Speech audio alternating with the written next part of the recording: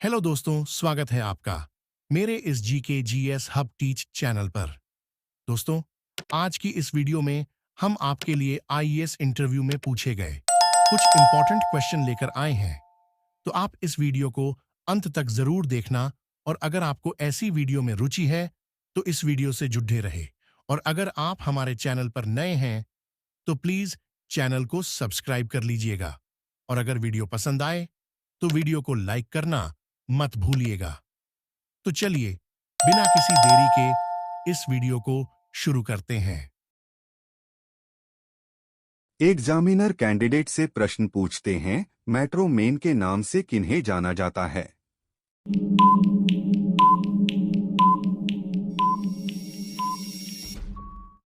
तो कैंडिडेट ने कुछ देर सोचकर उस प्रश्न का जवाब दी।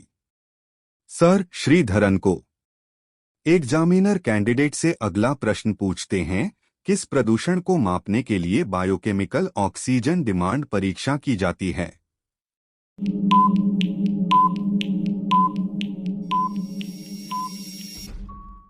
तो कैंडिडेट ने कुछ देर सोचकर उस प्रश्न का जवाब दी।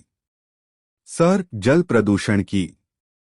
एग्जामिनर कैंडिडेट से अगला प्रश्न पूछते हैं, उस भारतीय महिला का क्या नाम है जिसे ऑस्कर पुरस्कार सबसे पहले मिला था?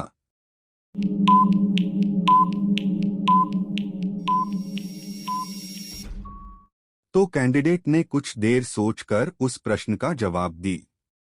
Sir, Bhanu Athaiya. Examiner candidate से अगला प्रश्न पूछते हैं, भारत के कौन से राज्य को ब्लू सिटी से भी जाना जाता है?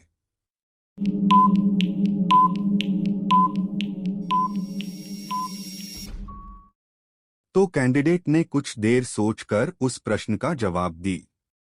सर, जोधपुर।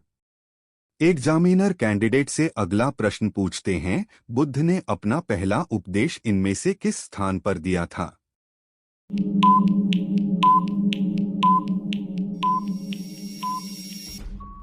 तो कैंडिडेट ने कुछ देर सोचकर उस प्रश्न का जवाब दी। सर, सारनाथ में। बुद्ध ने अपना प्रथम प्रवचन उपदेश सारनाथ ऋषिपत्तनम में दिया, जिसे बौद्ध ग्रंथों में धर्मचक्र प्रवर्तन कहा गया है। बुद्ध ने अपना उपदेश पाली भाषा में दिया।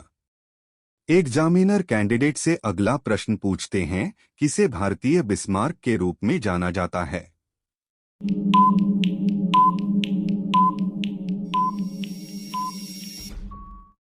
तो कैंडिडेट ने कुछ देर सोचकर उस प्रश्न का जवाब दी। सर, वल्लभ भाई पटेल।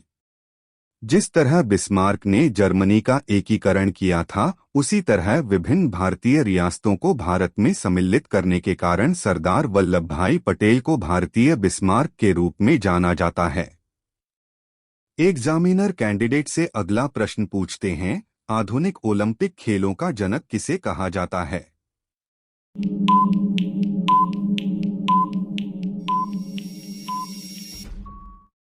तो कैंडिडेट ने कुछ देर सोचकर उस प्रश्न का जवाब दी। सर, पियरे डे कोबर्टिन को। एग्जामिनर कैंडिडेट से अगला प्रश्न पूछते हैं, किस भाग के द्वारा पुष्प का प्रकाश संश्लेषण किया जाता है?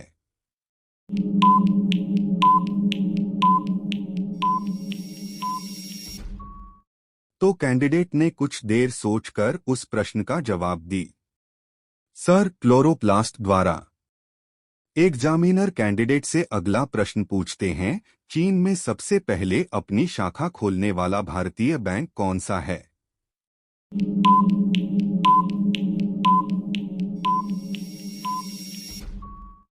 तो कैंडिडेट ने कुछ देर सोचकर उस प्रश्न का जवाब दी। सर, भारतीय स्टेट बैंक। एग्जामिनर कैंडिडेट से अगला प्रश्न पूछते हैं, किस वर्ष हाउस ऑफ द पीपुल को लोकसभा ने अपनाया था?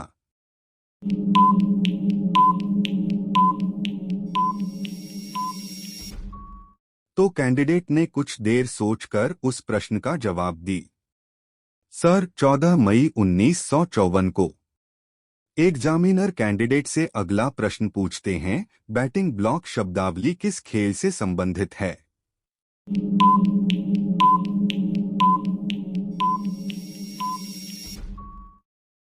तो कैंडिडेट ने कुछ देर सोचकर उस प्रश्न का जवाब दी। Sir, kabaddi batting block kabaddi में इस्तेमाल होने वाला एक टर्म है। एग्जामिनर कैंडिडेट से अगला प्रश्न पूछते हैं, संगम काल में रोमन व्यापार का केंद्र कौन सा था?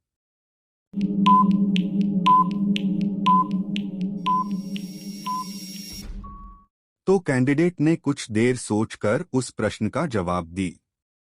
सर, अरिकामेडु पंडिचेरी। अरिकामेडु एक प्रसिद्ध व्यापारिक केंद्र था, जहां देश के विभिन्न भागों से व्यापारिक वस्तुएं एकत्र की जाती थीं तथा फिर यहां से रोम को जाती थीं। अरिकामेडु पांडिचेरी की खुदाई से रोमन द्वीप के टुकड़े, कांच के कटोरे, रत्न, मनके तथा बर्तन प्राप्त किए गए हैं। अतः स्पष्ट है कि संगम काल में अरिकामेडु रोमन व्यापार के मुख्य केंद्रों में से एक था। एग्जामिनर कैंडिडेट से अगला प्रश्न पूछते हैं, किस व्यक्ति ने डीएनए द्विगुणित कुंडली का पता लगाया था?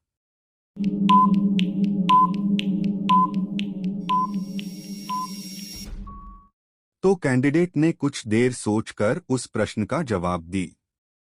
सर, वाटसन और क्रिक। एग्जामिनर कैंडिडेट से अगला प्रश्न पूछते हैं, भारत में सबसे पहले इनमें से किसने तोपखाने का प्रयोग किया था?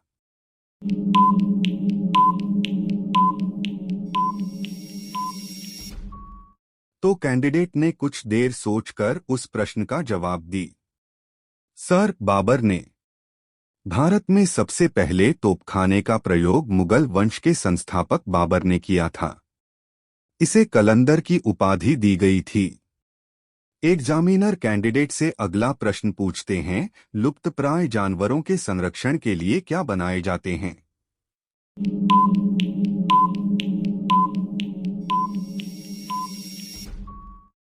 तो कैंडिडेट ने कुछ देर सोचकर उस प्रश्न का जवाब दी। सर, अभयारण्य। एग्जामिनर कैंडिडेट से अगला प्रश्न पूछते हैं, भारत में कब पहली बार राष्ट्रीय आपातकाल घोषित किया गया था?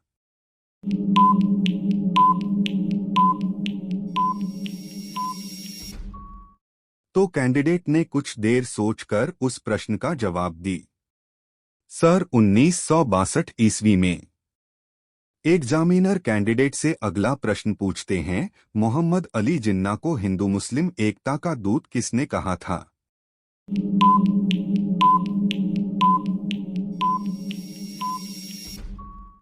तो कैंडिडेट ने कुछ देर सोचकर उस प्रश्न का जवाब दी।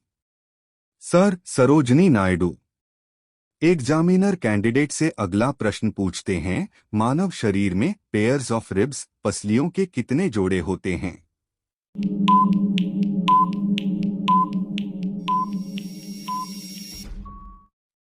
तो कैंडिडेट ने कुछ देर सोचकर उस प्रश्न का जवाब दी। सर, 12 मानव शरीर में पसलियों रिब्स की कुल संख्या 12 जोड़ी अर्थात 24 होती है। प्रत्येक पसली वक्ष के सामने की ओर उरोस्थी स्टर्नम से तथा पीछे की ओर वक्षीय कशेरुकाओं थोरैसिक वर्टिब्री से जुड़े होते हैं। सभी पसलियां मिलकर पिंजड़ा केज बनाती हैं, जो फेफड़े तथा हृदय को सुरक्षा प्रदान करते हैं। एग्जामिनर कैंडिडेट से अगला प्रश्न पूछते हैं, भारत का पहला स्वदेशी रूप से विकसित युद्धक विमान का नाम क्या है?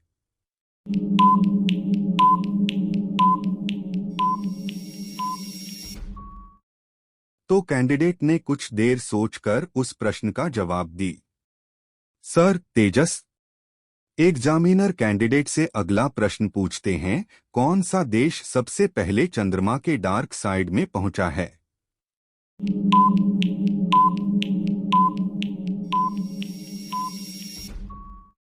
तो कैंडिडेट ने कुछ देर सोचकर उस प्रश्न का जवाब दी। सर, चीन। एग्जामिनर कैंडिडेट से अगला प्रश्न पूछते हैं, सर्वप्रथम किसने कहा कि स्वतंत्रता मेरा जन्मसिद्ध अधिकार है?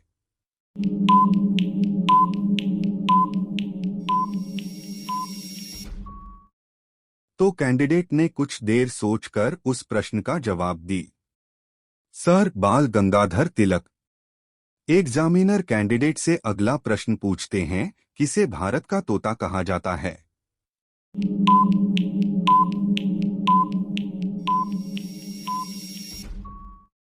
तो कैंडिडेट ने कुछ देर सोचकर उस प्रश्न का जवाब दी। सर, अमीर खुसरो को। एग्जामिनर कैंडिडेट से अगला प्रश्न पूछते हैं, स्वयं को सच्चा बादशाह कहने वाले सिख गुरु कौन थे?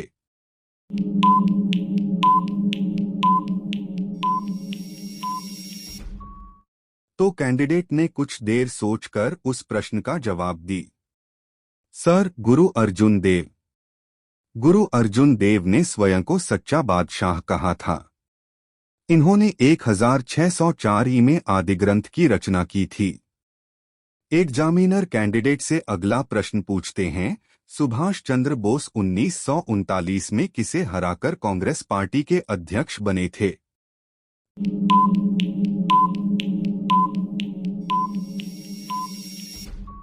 तो कैंडिडेट ने कुछ देर सोचकर उस प्रश्न का जवाब दी। सर, पट्टाभी सीतारमैया। 1939 में सुभाष चंद्र बोस ने गांधी जी समर्थित पट्टाभी सीतारमैया को हराकर कांग्रेस पार्टी के अध्यक्ष का चुनाव जीता। गांधी जी के असहयोग के कारण अप्रैल 1939 में उन्होंने कांग्रेस अध्यक्ष पद से त्यागपत्र दे दिया। एग्जामिनर कैंडिडेट से अगला प्रश्न पूछते हैं, भारत ने अपना प्रथम आणविक परीक्षण कहाँ और कब किया?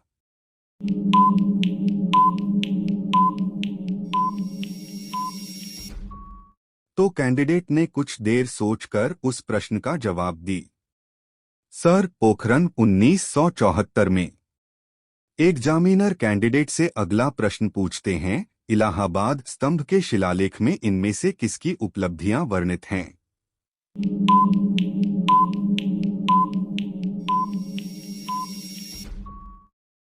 तो कैंडिडेट ने कुछ देर सोचकर उस प्रश्न का जवाब दी। सर, समुद्रगुप्त की। इलाहाबाद स्तंभ के शिलालेख में समुद्रगुप्त की उपलब्धियों का वर्णन है। इसकी रचना हरिशेन ने की थी। इस स्तंभ लेख की प्रारंभिक पंक्तियां पद्यात्मक तथा बाद की गद्यात्मक है।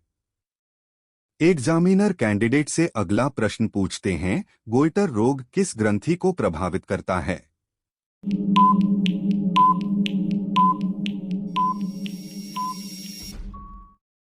तो कैंडिडेट ने कुछ देर सोचकर उस प्रश्न का जवाब दी। सर, थायराइड ग्रंथि। एग्जामिनर कैंडिडेट से अगला प्रश्न पूछते हैं, रण उत्सव एक सांस्कृतिक उत्सव किस राज्य में होता है?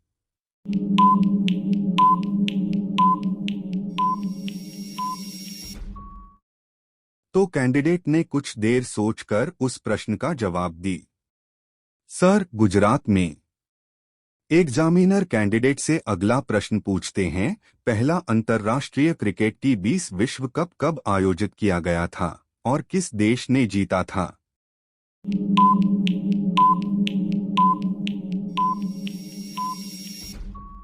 तो कैंडिडेट ने कुछ देर सोचकर उस प्रश्न का जवाब दी। सर, 2007 भारत जीता था। एग्जामिनर कैंडिडेट से अगला प्रश्न पूछते हैं, डॉक्टर सफेद कोट क्यों पहनते हैं?